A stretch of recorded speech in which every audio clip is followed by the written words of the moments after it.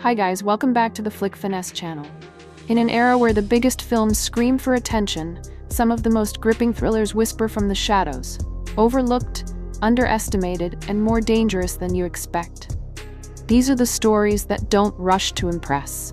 They stalk you slowly, tightening their grip scene by scene, pulling you deeper into mysteries wrapped in tension, silence, and dread. The kind of movies that slip past the mainstream radar, yet leave an imprint far stronger than anything loud or flashy. Today, we're shining a light into that shadowed corner. 11 thrillers, each crafted with precision, atmosphere, and a pulse that never quite lets you breathe easy. So settle in, dim the lights, and let's step into the darkness together.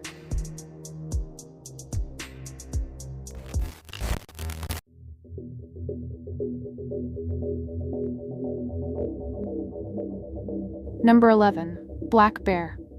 Allison arrives at the remote lakeside retreat like a storm disguised as a quiet woman, restless, mysterious, carrying a kind of chaos she never fully admits to. A former filmmaker searching for inspiration, she drifts into the wooden cabin with a notebook in her hand and 1,000 unspoken stories crowding her head. But the house she walks into is already cracked from within. Gabe and Blair, its caretakers, its hosts, live under a fragile ceiling of resentment and unspoken rage. Their smiles don't reach their eyes, their conversations feel like traps, their love is a thread one argument away from snapping. Allison steps into this uneasy world like gasoline poured on a simmering fire. A single dinner becomes a battlefield of sly glances, emotional manipulation, and barely contained jealousy. Words turn sharp. Truths get twisted, and in that cramped living room, 3 people begin circling each other like wounded animals, hurting, provoking, unraveling. But Black Bear isn't content with just breaking its characters. It flips the entire reality around them. Suddenly, Allison is no longer a visitor, but the center of a chaotic film set, trapped inside a twisted production where cruelty is disguised as art, and heartbreak becomes a performance repeated until it destroys her. The lines blur between acting and truth, between pain and creation, until you're left unsure whether anyone is still in control or if they all surrendered long ago. Black Bear is a raw, unsettling psychological drama about fractured identities, emotional warfare, and the dangerous hunger to create something meaningful, even if it costs your sanity. It's suffocating, unpredictable, and brutally intimate, asking a haunting question. How far will you go for inspiration when the darkest stories are the ones you live through?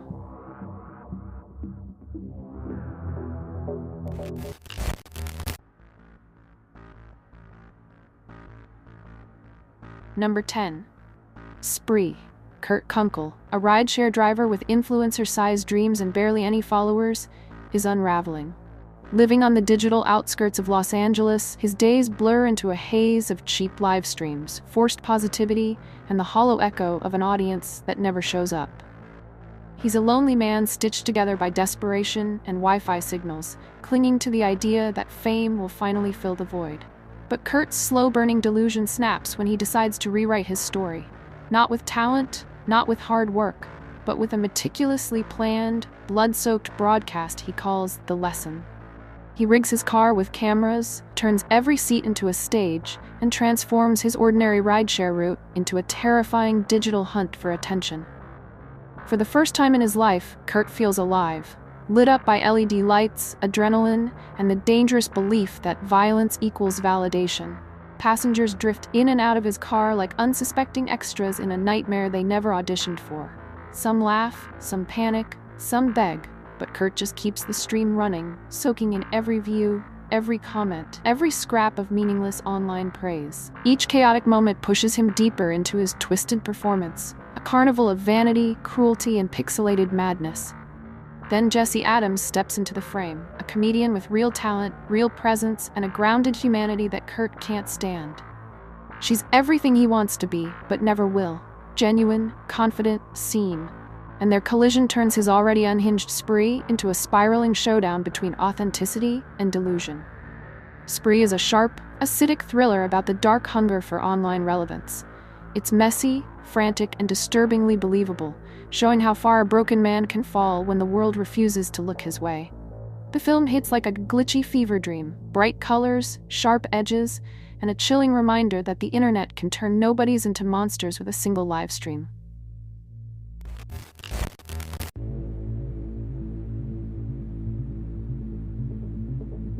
Number 9. Lurker. Matthew, a quiet, soft-spoken retail worker drifting through life like a ghost, has one secret he clings to with religious devotion: his obsession with Oliver Hale, a rising pop star whose every lyric, every gesture, every breath feels like it was made just for him. While the world sees Matthew as forgettable, invisible, harmless, he sees himself as the only one who truly understands Oliver, the only one who can protect him, shape him, save him.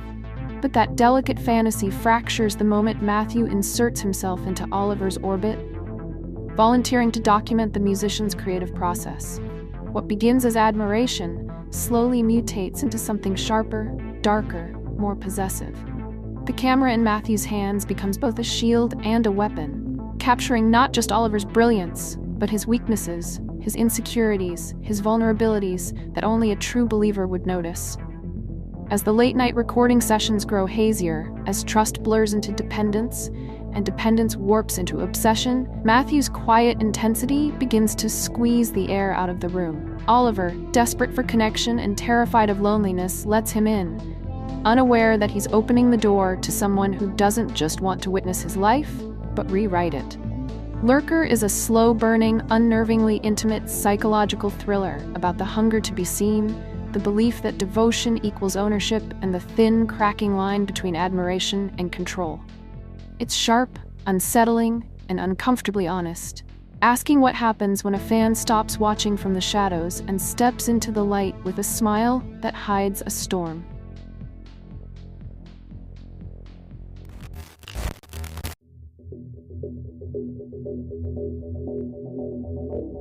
Number 8. The Woman in the Yard. Ramona, a grieving widow, is barely holding herself together. Life after the car crash that killed her husband is a haze of pain, exhaustion, and quiet desperation. Her days are consumed by the weight of survival, the whispers of guilt, and the fragile hope that she can somehow keep her children afloat in a world that feels like it's closing in. But her tenuous grip on reality shatters when the woman appears in her yard, a shadowed, enigmatic presence that forces Ramona to confront the darkness she's been burying. What starts as a haunting curiosity quickly escalates into something much more sinister, pushing her into a dangerous psychological spiral where the line between grief, madness, and supernatural dread blurs. Ramona's struggle is intensely personal. She's not just fighting a ghost outside her home, but the shadows inside her own mind. Her children, Taylor and Annie, are caught in the crossfire of her unraveling world, and every choice she makes feels like a battle between hope and surrender. The Woman in the Yard is a tense, atmospheric horror drama about grief, guilt, and the fragility of the human psyche. It's raw, suffocating, and unflinchingly honest. A story that asks whether you can survive the horrors of life when the worst monsters are the ones you carry inside.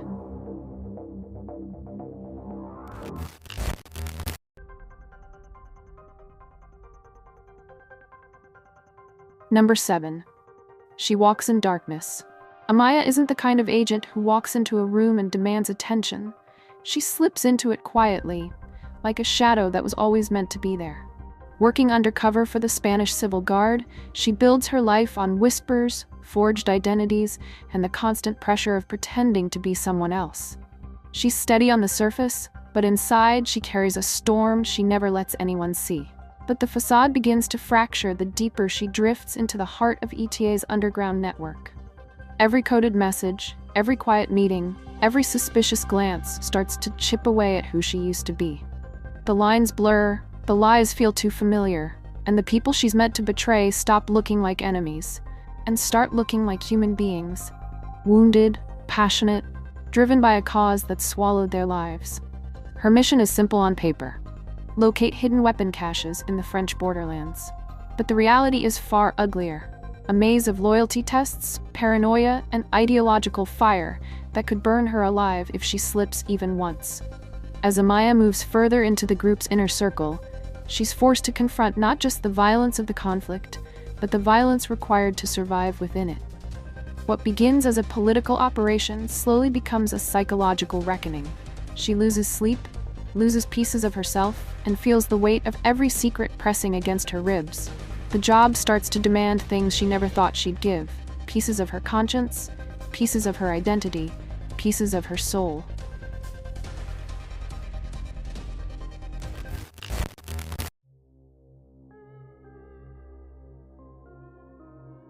Number 6.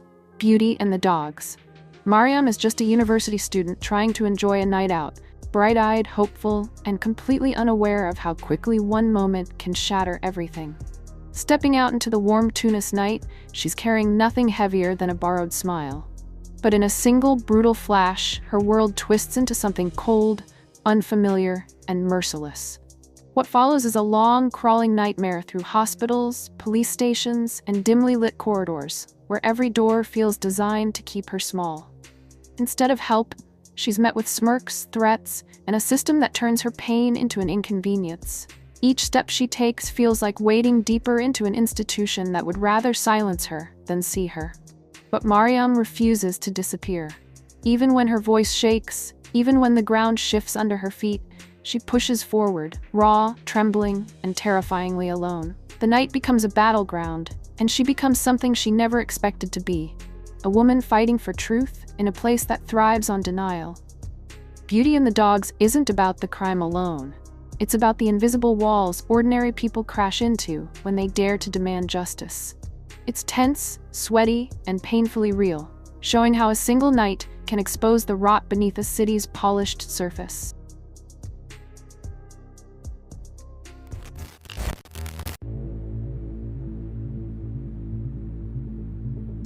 Number 5. The Dirties. Matt is the kind of kid who survives high school by hiding behind a camera. Awkward, movie-obsessed, and constantly tormented by bullies, he films everything, because the lens is the only place where he feels even slightly in control. Alongside his quiet best friend Owen, he spends his days piecing together a goofy revenge movie, trying to turn pain into comedy. But the joke doesn't land for long. As the bullying grows harsher and the world around him stops feeling safe, Matt's playful imagination begins to warp. What started as a harmless school project slowly twists into something darker, something he doesn't share with Owen, something he can barely admit to himself. The lines between a film script and real-world violence blur in ways that feel chillingly natural. You watch Matt drift, subtly, silently, into a place where his desperate need to matter outweighs everything else. His smiles look thinner, his jokes ring false, and the camera turns into a shield he hides behind instead of a toy he plays with. Meanwhile, Owen sees the shift, feels the tension, but doesn't know how to pull his friend back from the edge. The Dirties is unsettling, raw, and painfully believable. It's not just a story about bullying, it's a slow descent into isolation, obsession, and the dangerous fantasy of becoming the hero of your own tragedy.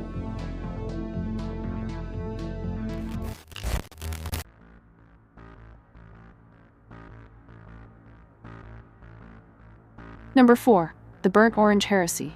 James Figueres is a celebrated art critic, the kind of man who speaks in smooth sentences and hides his flaws behind charm and intellect.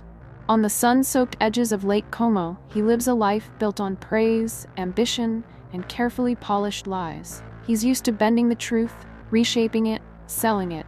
After all, in the world of art, perception is everything. But the illusion starts to crack when he's invited to the secluded estate of the enigmatic collector, Joseph Cassidy. What begins as a seductive getaway quickly turns into something darker, stranger. Cassidy demands a favor, one that pulls James into the orbit of Jerome Debney, a legendary painter who has vanished from the public eye. And suddenly, James finds himself standing at the crossroads of temptation, manipulation, and obsession. As the days unfold, the villa's calm surface hides a quiet, growing tension. Secrets drip like paint from a damaged canvas, lies stack up, and the woman by James's side, Berenice, becomes the only thing grounding him, even as he risks losing her in the pursuit of something he can't resist. The Burnt Orange Heresy is a sleek, slow-burning thriller about ambition gone toxic, a world where art becomes a weapon, truth becomes currency, and morality dissolves under the glare of opportunity. It's polished, dangerous, and quietly ruthless, asking just how far someone will go to create the perfect story, even if it destroys everything real in the process.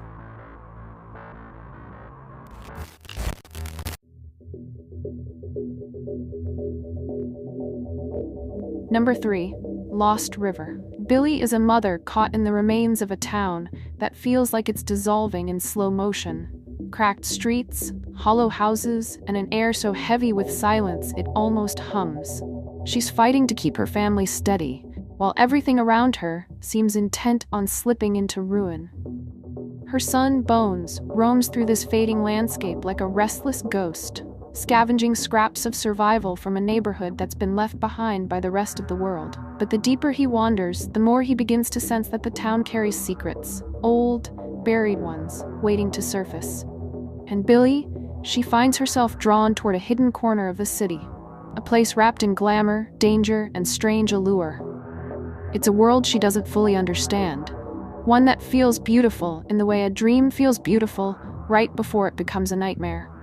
Something there promises escape, or perhaps entrapment, but she steps forward anyway, because hope sometimes wears unsettling shapes. As mother and son drift through their own mazes, Lost River unfolds like a haunting lullaby, part fairy tale, part urban myth. A story about people clinging to whatever light they can find in a place that keeps trying to swallow it whole.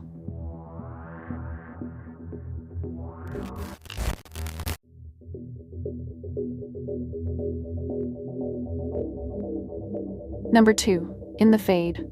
Katja Heresy is a woman barely holding herself together. Living a quiet life in Hamburg with her husband and young son, she moves through her days with a fragile calm, until a single explosion tears her world apart in an instant. One moment she's stepping out of her home, the next she's standing in the smoking wreckage of everything she loved. The bombing doesn't just shatter her family, it pulls Katja into a suffocating spiral of grief, anger, and numbness. Her days blur into long stretches of cigarettes, sleepless nights, and the kind of silence that feels like a weight pressing on her chest.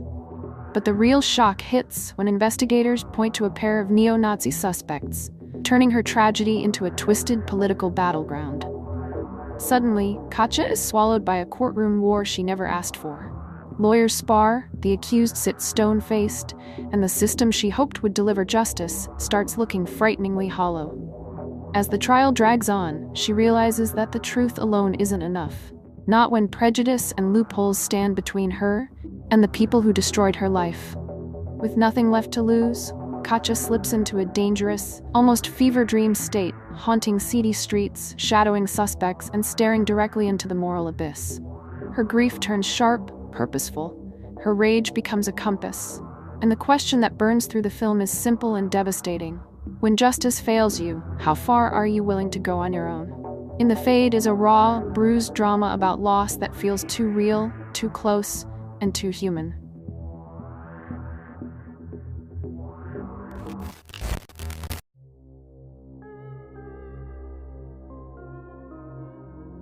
Number 1.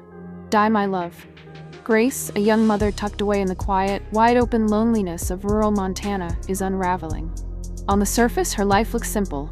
An isolated farmhouse, a husband trying to keep things steady, a newborn who needs her. But beneath that calm, her mind is a storm. A raw and restless chaos she can't outrun. Her days blur together in a feverish haze of desperation, resentment, and a hunger for escape she can't name. The silence of their remote home doesn't soothe her. It sharpens every jagged thought, every intrusive impulse. The world around her feels too bright, too loud, too close, and the world inside her feels like it's caving in. When Grace crosses paths with a stranger, magnetic, dangerous, impossible to ignore, something inside her snaps awake. He becomes both a spark and a warning, pulling her into impulses she doesn't fully understand. Suddenly, she is stumbling through a psychological minefield, torn between the life she should want and the darker desires swelling beneath her skin. Die My Love is a fierce, intimate character study of a woman spiraling through the shadows of her own mind. It's not a traditional drama. It's a bruising, claustrophobic descent into fractured identity, maternal rage, and the violent edge of loneliness. Every frame feels feverish, every moment charged like a live wire. This is a story about a woman fighting demons no one can see, trapped between the life she has and the life she can't bear to live. It's haunting, intense, and painfully human, asking a brutal question: what happens when the person you need saving from is yourself? And that's it. 11 thrillers that deserved more eyes and more love. If you discovered something new, drop a comment and let me know. Hit like, subscribe, and stick around, because we've got plenty more hidden gems to uncover.